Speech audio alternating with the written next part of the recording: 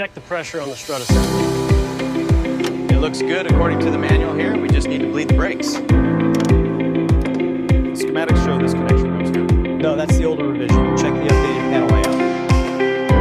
All right, this side is secured. We need to cross-reference this wiring harness diagram. All right, I'll pull up the schematic for the avionics bay now. Did you verify the connection of the auxiliary power unit? Waiting on the green light for quality control. Proceed. Still getting the error code from the radar line? No, diagnostic is green now. It's secured. All right, power down the auxiliary systems and secure the panel. Torque spec verified on the outboard panel.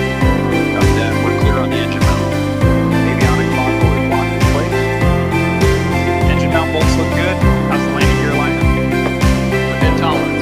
Ready for the next phase inspection. Torquing the final bolt of the access pin. Confirmed secured. Moving to the next bay.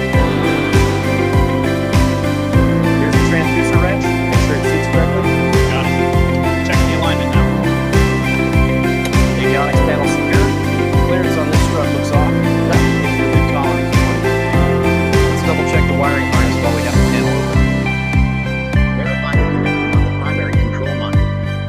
Confirmed. Readings are stable. Check the clearance on that actuator housing. Verified. Clear to install the panel. Run the diagnostic on the #1 engine.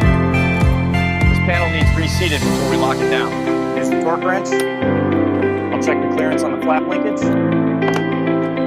All readings are stable on the avionics bus.